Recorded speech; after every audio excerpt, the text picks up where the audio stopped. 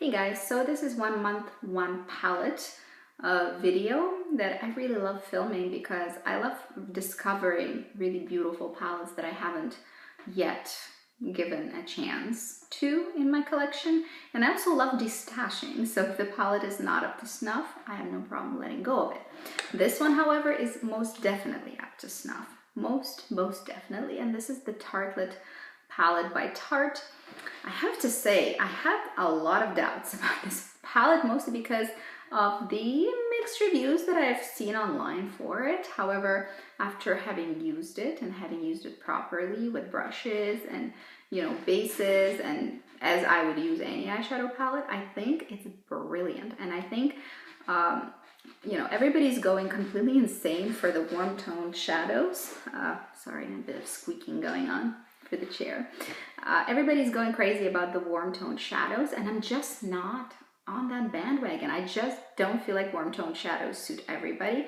I have neutral to cool undertones, and quite honestly, naked heat will just look yellow on me, which is not be flattering. I have tried those kinds of shadows, and if I can make most of, say, Anastasia Beverly Hills Modern Renaissance palette work for me, except a few colors, so I ended up returning it because just the palette itself wasn't doing enough for me, although the formula was beautiful.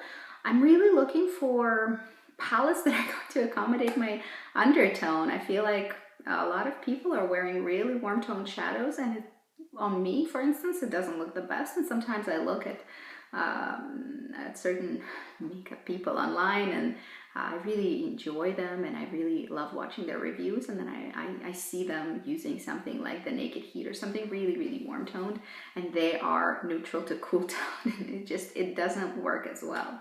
I think part of the struggle about makeup is to realize what looks good on you, and the fact that things don't look good on not the same things look good on different people. So getting back to this palette, this is for a lover of matte cool toned shadows, neutral to cool tone. It's not even cool toned really. The whole palette is quite neutral, with like a warmer shade down here, I think. So I'm going to show you the coloring of this palette, and actually the Amazonian clay formula I think works really well for these matte shadows. I've seen Tartlette in Bloom, and I've tried it. I've purchased it from Sephora, and then I returned it because I enjoy this so much more than Tartlette in Bloom. Although Tartlette in Bloom has a lot of shimmers that are really wearable and beautiful, but I just thought to myself, if I had to give up one, I would like to keep this one actually. So here we have really clever layout, and if you see, they're laid out in quads, basically, for your convenience. Again, lovely to have thought of that, and really nice when palettes are constructed in a way that makes sense, and this one does make sense to me. Sometimes, like, naked palettes are sort of haphazardly thrown together. I have the Naked 3, and I will be doing a 1 month, one palette on that one because I'm not all that convinced that I'm going to keep it in my collection. This one, however, I will keep.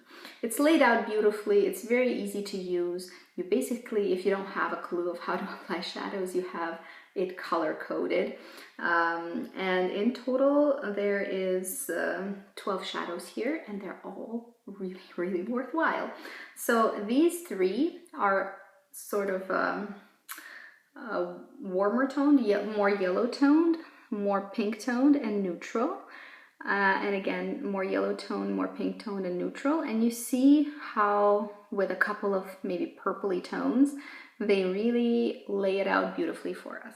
So these I will not be swatching, although they're beautiful. I'll show it to you on fingertips. I barely touched, and they're all very pigmented. They're not powdery at all. They look nothing like those powdery shadows can look like Lorac shadows. They can look powdery. These ones, matte ones, they will not. They will glide beautifully right onto the lid. So really nice selection of colors and really great quality. I think the Amazonian clay formula works really well with these. So this is Free Spirit, this is Caregiver, and this neutral one is Supermom. And I'll show you some of the others. Force of Nature. Force of Nature, I believe, is here. What a beautiful shadow. Super transition shade. Natural Beauty is one of my very, very favorite shades, along with Power Player and Best Friend. So this kind of purpley theme is where I see myself personally. So Natural Beauty, I think, is that one. Basically, you see the layout. This is the black, that is called Fashionista. This is the really dark purple called Bombshell. This is the one of the my favorites. It's called Best Friend. They come across a little bit patchy when you do finger swatches, and I think this is where a lot of people went wrong, because if you're swatching these with a finger, then they're not going to apply just like they would if you were swatching them with a brush. With a brush, there's no patchiness, they're nice and smooth, and there's deposition of color that is buildable, which I like in eyeshadows. I actually don't like one swipe eyeshadows. I feel like, you know, you can keep your one swipe eyeshadows. What I want is something buildable that is foolproof and is going to be user-friendly, easy to use, and is going to make me look better. I don't need crazy colorful makeup. That's not what I'm in the makeup, sort of into makeup for. I'm here to enhance what I have naturally, and quite honestly, shadows like that remind me of matte shadows from Guerlain, from their Quints. They're beautiful, they're buildable, they're not ultra pigmented, excuse me, and that's not what I'm looking for. I'm not looking for that in eyeshadows, and I'm not looking for that in blushes. I want them to be pigmented enough. I think if you're doing really bright or artistic makeup, if you have really dark skin tone and you need your shadows to show up for you, I think maybe you would enjoy a different consistency of eyeshadows. But for sort of a undertone that I have that is on the neutral to cool side, this spread of colors is fantastic, and actually the formula is buildable. I much prefer. Again, this is personal preference, and some people really like having super pigmented shadows, but those tend to be more powdery, have more fallout, and not wear as well. These guys wear super, super long. In fact, today I have some Chanel Illusion d'Ombre, and I have some of these Tart shadows on my eyes, and it's been about 16 hours. And you know what? It still looks pretty darn good. It wore down just the slightest bit, and otherwise the shadows are still on there. So quality is really, really nice. I hope it was interesting for you. What did you think of this one? I know that it's such a mixed bag of opinions. I personally felt like I didn't understand why people were dogging on it. I thought it was great.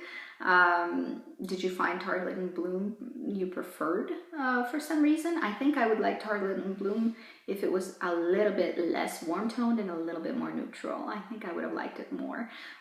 These shadows are just up my alley. Let me know what you thought. And also, I'm interested, in case you have dark skin and you've used these, do they go ashy on your skin or not? To me, they're so non-powdery that it feels like they shouldn't do that, but maybe they do. Let me know. I'm kind of interested to know how they work on different skin tones. That's it for today from me. I hope it was fun for you. See you guys later. Bye-bye.